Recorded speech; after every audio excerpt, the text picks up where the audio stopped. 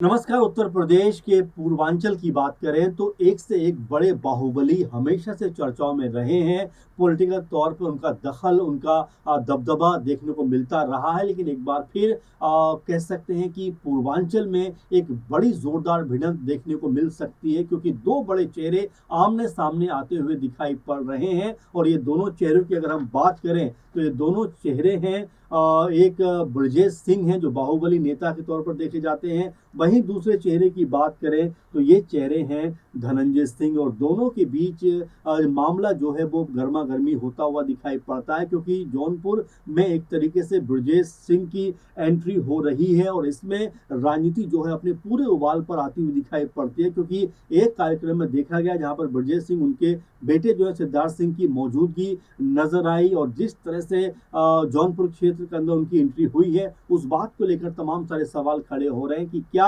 अब यहाँ पर धनंजय वर्सेस ब्रजेश सिंह के बीच में मुकाबला देखने को मिल सकता है। क्या अपने बेटे जो ब्रजेश सिंह है अपने बेटे सिद्धार्थ सिंह के जरिए जौनपुर में अपना दबदबा कायम करना चाहते हैं। यानी जो बाहुबली है राजनीति के, उनके बीच में यहाँ पर एक बड़ा पॉलिटिकल जो मुकाबला है वो यहाँ पर देखने को मिल सकता है। क्योंकि उत्तर प्रदेश चुनाव भी धीरे धीरे करीब आ रहे हैं। आप 27 की हम बात कर रहे हैं कि हो सकता है मार्च अप्रैल में चुनाव होते हुए दिखाई पड़े, तो मई लगभग अपने अंतिम स्टेज पे है। तो ऐसे में आप मानकर चलिए कि 9 से 10 महीने का वक्त बचा है और यहाँ पर तमाम रणनीतियां बनती हुई बिगड़ती हुई बिल्कुल अब नजर आने शुरू हो जाएंगी, क्योंकि तमाम सारे लोग यहाँ से बाहर जा रहे हैं। तमाम सारे जो दल हैं वो अपने आप को मजबूत करने का प्रयास कर रहे हैं। ऐसे में अब जौनपुर की जो राजनीति है वो भी अपने आप में एक अलग दशा और दिशा लेती हुई दिखाई पड़ती है। आपको बता दें कि पूरा मामला क्या है। दरअसल जौनपुर की जो बदलापुर विधानसभा सीट है वहां पर महाराणा प्रताप जयंती का एक मौका था, और इस मौके पर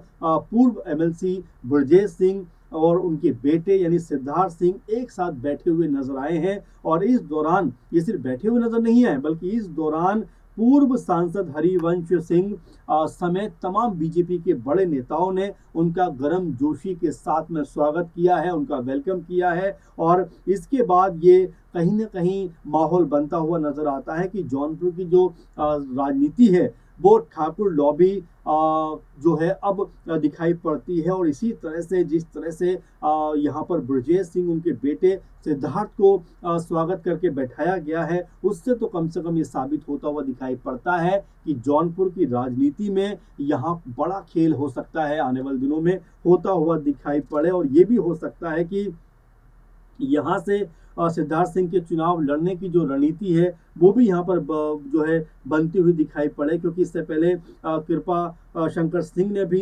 सिद्धार्थ सिंह के चुनाव लड़ने को लेकर कहीं ना कहीं संकेत जरूर दिए थे। तो मिला जुला कर देखा जा रहा है कि भाई जौनपुर में एक माहौल, जो सियासी माहौल है वो अपने चरम पर कह सकते हैं पहुंचता हुआ दिखाई पड़ता है। उस पूरे माहौल में उबाल भी दिखाई पड़ता है। और साथ में आपको ये भी बता दें कि श्रीकला धनंजय सिंह की कुर्सी पर खतरा भी दिखाई पड़ता है। जो धनंजय सिंह की पत्नी है उनकी बात करें तो वो फिलहाल जौनपुर जिला पंचायत अध्यक्ष हैं और उस कुर्सी पर विराजमान है, धनंजय सिंह की पत्नी है। तो ऐसे में श्रीकला धनंजय सिंह का जो कब्जा इस सीट के ऊपर है वो एक छत्र जो दबदबा रहा है उसको अब खत्म करने का प्रयास किया जा सकता है। और ये भी चर्चा है कि बीजेपी का एक बड़ा धड़ा जो है वो ब्रजेश सिंह के जरिए धनंजय सिंह के प्रभाव को जमींदोज करना चाहता है। यानी एक बाहुबली के जरिए दूसरे बाहुबली की जो ताकत है उसको कुंद करना चाहता है। और इसीलिए अब जौनपुर में यहाँ पर ब्रजेश सिंह और उनके बेटे सिद्धार्थ की एंट्री होती हुई दिखाई पड़ी है। हालांकि कुछ दिनों पहले एक मीडिया से बात कर रहे थे पॉडकास्ट में धनंजय सिंह, और वहां पर वो कहते हैं कि जब सवाल पूछा जाता है ब्रजेश सिंह के बारे में तो कहते हैं कौन ब्रजेश सिंह। और मैं अनभिज्ञ हूँ, लोकतंत्र है, राजनीति है, जीवन में उसे भी पूरा अधिकार है कि अपने आपको राजनीति में आजमाएं, और लोकतंत्र में उनका स्वागत है, आए और समाज की सेवा करें। जब मैं बड़ी पार्टियों से खतरा नहीं समझता तो किसी व्यक्ति विशेष से क्या डरूंगा, ये कहना धनंजय सिंह का है। और उनकी बातों में एक कह सकते हैं उनका स्वर है वो कहीं ना कहीं इस बात की तरफ इशारा करता है कि वो ज़रा भी इस बात को लेकर परेशान नहीं है कि ब्रजेश सिंह के आने से उनकी बनी बनाई जो कह सकते हैं राजनीति है, जो दबदबा है, उसमें कहीं से भी कोई कमी आने वाली है। धनंजय ने ये भी साफ कर दिया कि ब्रजेश सिंह के भतीजे जो हैं उनके साथ में 2007 से अच्छे राजनीतिक संबंध रहे हैं, इसलिए उनके बीच व्यक्तिगत तौर पर दुश्मनी या मनमुटाव नहीं है। हालांकि जिस तरह धनंजय मामले को हल्का फुल्का कर रहे हैं, लेकिन वो एक अलग पक्ष है। लेकिन साथ में जिस तरह से ब्रजेश सिंह उनके बेटे को यहाँ पर हाथों हाथ लिया जा रहा है, उनका वेलकम किया जा रहा है, खुद बीजेपी के नेता,